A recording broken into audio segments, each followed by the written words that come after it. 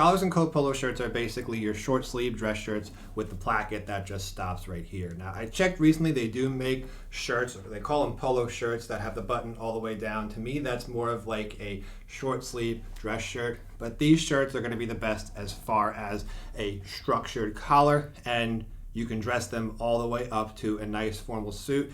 I have even, when I went to Ireland, when we went to Ireland last year, I ruined one of my white dress shirts, my only white dress shirt that I took, because the iron in the Airbnb was all dirty and I didn't actually check.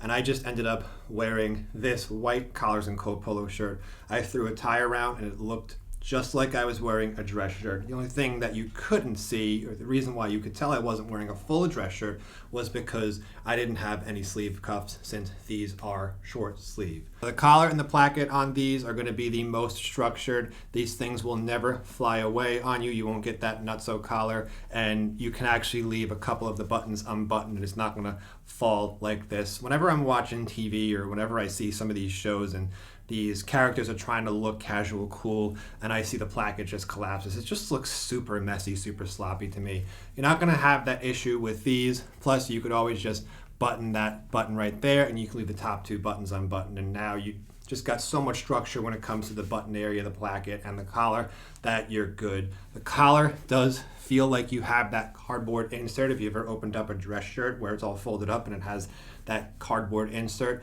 it feels like that is just built in, and sometimes you'd think it gets a little bit uncomfortable, but I have not had any issues at all. These things also, you don't have to iron them at all. That also goes with the same with the Under Armour polos. The Charles Tyrwhitt, I wanted to say, they did come a little bit wrinkly out of the laundry. However, just leaving them hang up, they're okay. I don't feel like I have to iron them. And that is a huge win for Collars and Co. polos, and I was actually pretty surprised. If I don't have to break out my iron and spend 10 or 15 minutes, even though it's not a lot of time, for some reason ironing can just get super tedious. So these things, absolutely huge win. The fit on these shirts is a little bit weird. Again, I am wearing a size medium. They are a little bit longer. Someone asked recently in the comments if I could wear them untucked. This is just the full length untucked. You can see it is pretty long, but again, they're going more for, it seems like they're going more for those short sleeve sort of dress shirts where you tuck them in and they don't want you to have it to come untucked constantly. And that's another nice thing about these polo shirts, the Collars and Co. When you tuck these in, you barely have to adjust them. You know, with dress shirts, you're constantly having to tuck your shirt back in unless you're wearing those military shirt stays. These things, once they're tucked in, for the most part, I think moving around all day in the office, I adjust them maybe like once or twice, if that. They just set it and forget it, so it's really nice. I typically like to just keep this right here. I like to have the belt showing just so that I could show that the belt matches my shoes, since your belt should always match your shoes. That is a little style hack for you.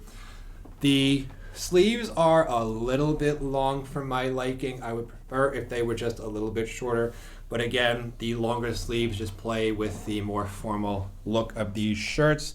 The shoulder seams, again, are just a little bit big on me. They're not like all the way down here. Like I've said in my other videos, I don't look like this guy, Ross from Friends, but this is okay. Buttoning the top button, plenty of room right there, totally appropriate to wear this with a tie. And the fabric isn't that classic casual polo fabric, not the peak cotton, but you could even tell with this polo shirt, here we go, the Charles Tyrwhitt and the Collars and Co. I don't know if the camera can pick this up. The Collars and Co. one is just a little bit more shiny, a little bit nicer, a little bit more formal, but that's going to just make it a little bit harder to dress down than something like the more matte finish of the Charles Tyrwhitt. Now, Collars and Co. also have a lot of options as far as patterns go. I have the light blue houndstooth right here. They also have a navy houndstooth, what I actually think looks pretty awesome. And then there's just a nice medium blue type gingham shirt right here. This one actually has a button down collar, which I don't prefer, but I just like this one since it's a nice pattern. And of course they come in the classic navy blue, the classic light blue, the classic white, so you're covered there. And again, wearing these with a suit, wearing these with a sport coat, the collar is just gonna stand right there. Again, set it and forget it. And most people, unless they realize that you actually have a placket, the button that stops right here, most people aren't going to realize that you're wearing a short sleeve shirt unless, like you and I, they are actually into it. We're going to be able to tell there's no shirt cuff right here, and we're going to say, okay, that's actually a Collars & Co. or a nicer polo shirt. But up top, from here up, you can see it looks exactly like a dress shirt, since that collar is the star of the show. I mean, the name of the company is Collars & Co., so that collar is their main attraction, their main focal point of the shirt. Now, the main downsides, aside from the fit being a little bit weird of these shirts and the fabric just being a little bit too shiny in some situations, is going to be their price. $75 to $85 is going to be pretty steep for one shirt, and you can get them on sale for about 10% here and there, or if you do, like, you buy 3 or 4 of these shirts, you get 20% off. But then you're spending a couple of $100 anyway. It would probably just be cheaper for you to buy 1 or 2, honestly. Don't let these advertisers or don't let these businesses get you with that. Buy more and save. No, buying more, you can't save money by spending more money. You save money by buying just what you need. Anyway, another video for another time, but that is definitely a major downside to these shirts. However, if you think of the value of these shirts, maybe that means instead of having 5 long sleeve dress shirts and a couple of Charles Tyrwhitt polos, you only have 2 long sleeve dress shirts, and these can start to replace your long sleeve dress shirts, since these you could also wear underneath V-neck sweaters as well, and that can start to look a lot more interesting than just your long sleeve dress shirt tucked in with the sleeves rolled up here. Both looks are going to be good, but just something to think about. Yes, these shirts are very expensive, but they can do double or triple duty. If you get them in navy blue, if you get them in a nice pattern, pretty much if you get any color, even the white ones. The white ones obviously are going to be the most formal. The patterns in navy blue is going to be the most casual. But you can totally wear these with jeans. You can wear them with shorts. You can still wear them to your backyard barbecues. A bit too nice if you're going to be spilling food on them or taking them, roughhousing with them. But just something to think about. These are the most versatile polos on the list today. They are also the most expensive, and the jury is still out as far as the durability. I don't wear these all the time, but so far I've had them all for about a year, give or take, well, maybe almost 2 years actually, and so far so good. There is no signs of wear and tear, nothing, no loose stitching, nothing like that. I will say that I don't put them in the dryer. I just ask the laundromat to hang dry them afterwards, and then I don't have to iron them. So definitely just cold water wash them and hang dry them. That's a good way of getting all of your shirts to last a lot longer. But yeah, that's pretty much the main downside, aside from just them looking a little bit nicer for those super casual settings, and the fit just being a little bit wonky, the sleeve being a little bit too long. It's going to be that steep price point. All right, those are our 3 main options for polo shirts. A couple of other notes to help you. Definitely stick to the basic colors. I'm talking light blue, I'm talking navy blue, and I'm talking white. I get the most use out of the navy blue Under Armour polos. Honestly, I wear these things all the time, so I would definitely invest in 1 or 2 pairs of these, or 1 or 2 shirts of these just at first. It's definitely going to help, since these are going to be the cheapest.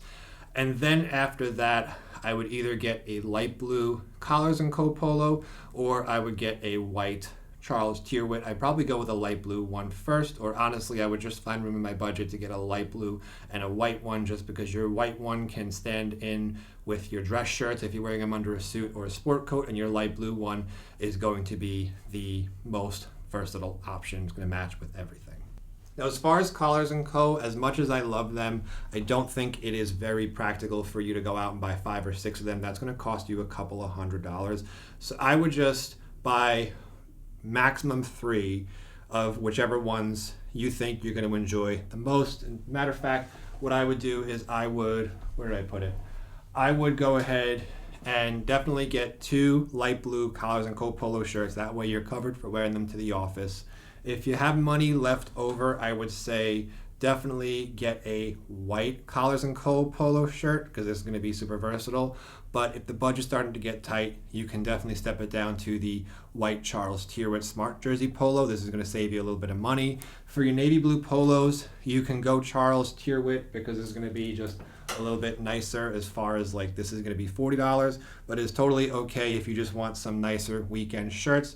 You can get a couple of these. That's just going to maximize the amount of polo shirts you're going to have, but you're also not going to go super broke either. That being said, I will say that if you can swing just spending $10 more, catch them on a sale, the Charles Tyrwhitt polos, I would definitely get a couple of these. I wouldn't have 5 of these and 1 Charles Tyrwhitt. I would probably have 2 or 3 of the Under Armour polos, and I would keep 2 or 3 of the Charles Tyrwhitt for the navy blue ones. I don't know if I would invest in the navy blue collars and coat. These are nice, but I don't wear these as much. When I'm wearing navy blue, I'm usually in a more casual situation anyway. So I would just look at all that stuff, figure out where it makes the most sense to spend that money, and then just go from there. But again, light blue collars and coat polo shirt, this is going to be your best option. Buy 1 or maybe 2 if you can afford it. Don't worry about your patterns yet. The white, if you have money in the budget, get that collars and coat polo in white. If you want to save a little bit of money, totally fine to get the smart jersey Charles Tyrwhitt polo right here. And as far as navy blue, split the budget, or split between, get a couple of Under Armour polos and get a couple of Charles Tyrwhitt polos. Or you could even just get Under Armour polos and just get 1 Charles Tyrwhitt. I had to cough real quick. You can get a couple of Under Armour navy blue polos. Those are going to look totally fine in a lot of casual situations. And if you want to get 1 or 2 navy blue Charles Tyrwhitt polos, you can do that as well. Thanks for watching.